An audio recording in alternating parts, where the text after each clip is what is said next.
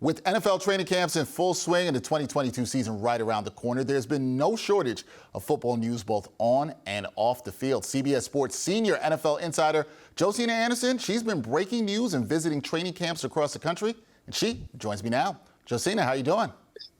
I'm well, thank you for having me. Always great to see you and talk some football, Josina. We're going to start with some news that's been surrounding Cleveland Browns quarterback Deshaun Watson. It's dominated the headlines, as you know, and the NFL last week announced that they would appeal Watson's 6-game suspension handed down by Sue L. Robinson. So what's the latest with that situation, and how soon will the appeal be heard?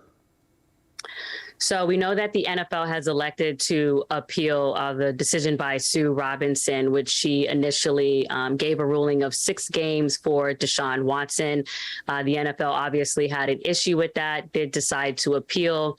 And Roger Goodell has since named Peter Harvey as his designee to review the appeal from the NFL and to see if he is going to make any modification to that initial ruling. He has the ability to reduce or increase or, just keep it where it is. What the NFL cannot do is introduce any new evidence to whatever was already presented in the hearing. So we just have to wait and see. And according to the reports, there is no timeline for that decision. So we're just going to have to wait to see how long it's going to take him to render his findings. Now, in the meantime, Deshaun Watson continues to practice at the Browns facility, and a lot is just up in the air right now. A lot up in the air surrounding Deshaun Watson. But moving on, actually sticking with the Cleveland Browns, on Saturday you broke the news that Browns running back Kareem Hunt did not participate in team drills for the second straight practice at training camp. So what more can you tell us about that situation with Hunt and Cleveland? Well, it's a very interesting situation. And on one hand, it's a very good problem, right, for the Cleveland Browns to have, because they have a lot of excellent backs, being Nick Chubb, obviously their leading rushing back, Kareem Hunt, who makes up their 1-2 punch. They even have Dearness Johnson and a few other talents behind that.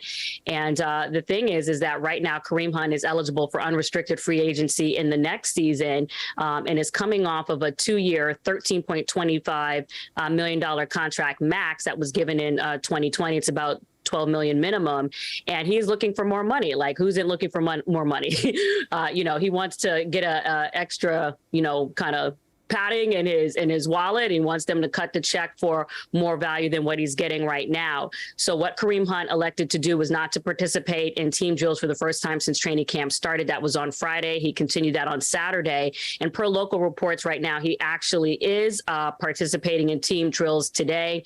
And I even from my own reporting have been told that right now they're not trying to move him. So obviously you saw what he elected to do, which was to participate with the team. We'll see if he continues to, continue his desire to be traded. But the desire for him right now is to obviously try to get more money. But it doesn't look like the Browns are going to immediately acquiesce. It will be interesting to see how that all plays out. Now, lastly, Joe, just wanted to talk to you about, looking at the total NFL season. You've been to a few training camps thus far through the earlier period of this preseason. Is there a team in the league right now that you're really impressed with and think football fans should keep an eye on this coming season?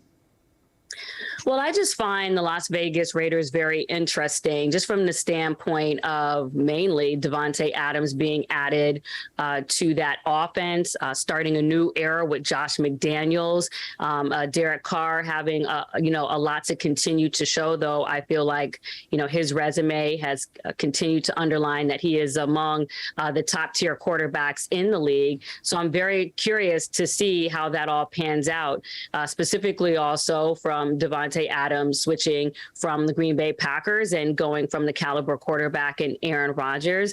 But I think what people don't understand, and this is what Derek Carr underlined to me when I was in Las Vegas for the first start of their the practice for training camp, he said that, obviously they have the familiarity from Fresno State, but even while he was a member of the Packers, they continued to work out together. So it's not as if they're picking it up from scratch. And from my own eyes, it seemed like their rapport was very well along. So very interested to see that.